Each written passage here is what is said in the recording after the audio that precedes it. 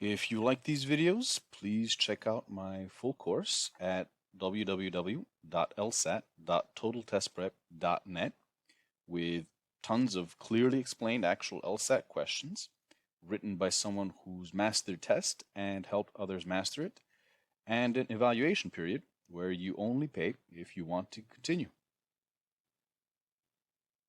All right, so in this video, we're going to cover the inference questions. So what is the inference question? So once again, what do the inference questions ask for? In other words, how are they phrased? What do they test? And how do we approach them? So looking at the basic information, here we have some sample inference questions. So it can be inferred from the passage that the author would most likely agree with which one of the following statements. Or which one of the following could be most reasonably inferred from the passage. Or the passage most clearly suggests that the author believes which one of the following. Or which one with which one of the following statements would the author most probably agree. Or according to the information in the passage, a widow in early 13th century England could control more land than did her elder son if. So that one actually gives you a little bit, a lot of context there. So you're going to look for words inferred or suggests, but be careful since other question types use those terms, and particularly the word inferred. But you're looking for something in that sense, that it's a consequence of the information that you're given. And likewise, an inference question may simply ask what has to be true. So these are kind of like the must be true in the argument section. These questions appear frequently, often more than once per passage. And the questions range from general to specific, though they tend to be more on the general side. In terms of the question type, inference questions test your comprehension and ability to make connections and see what has to be true. So you're not tested on your memory, so you won't be hunting through the text for the answer.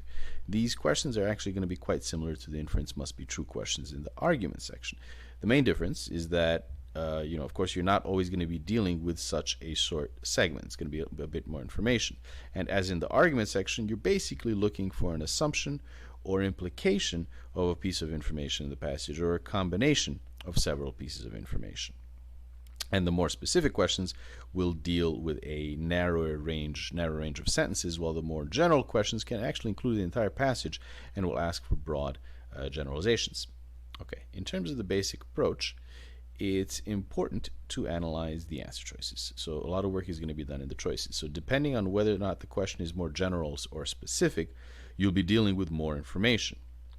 For the questions that are more general, it's going to be impractical to analyze the entire passage, so analyzing the choices is actually going to be even more important. Okay, so first you got to determine the scope of the question. Is it more specific or more general? If it's specific, then determine which part of the passage you need to restrict your attention to and determine what it's talking about. If it's general, then keep in mind the paragraph summaries you've been coming up with and the overall main point. So the question may introduce an element that you think leads to a particular part of the passage, but be careful, since one of the ways in which the test makers trick you is by causing you to concentrate on an irrelevant part of the passage. Okay, then what you want to do is you want to move on to the answer choices and evaluate them by eliminating the ones that can't be true. So whether you're dealing with more specific or more general questions, and as in the argument section, the choices that add information that don't have to be true, that are contrary to information in the passage, or that deal with subtle shifts in terms, are incorrect. So new information doesn't have to be true, could be true, it's actually must be false, is contradictory, or subtle shift, which is also adding new information, but it's more specific in the sense that it's a subtle shift. You know that those are all going to be incorrect. So you can negate the choice, and you can look to see if there's a contradiction with anything in the passage. So this is what we've been doing in the arguments, the negation check test. If there's a contradiction, then that's the correct choice. If there's no contradiction, that's incorrect, because a contradiction with the negation means that the negation that you cannot negate it. There's going to be a problem. If you cannot negate it, that means that's the correct answer. Okay. In terms of the right answer and wrong answer, the correct answer is going to provide information that has to be true given the information in the passage. Now, an inference is generally going to take the form of a synthesis or a combination of different pieces of information from the passage. So it might be a restatement of piece of information, or a consequence or a necessary condition of a piece of information.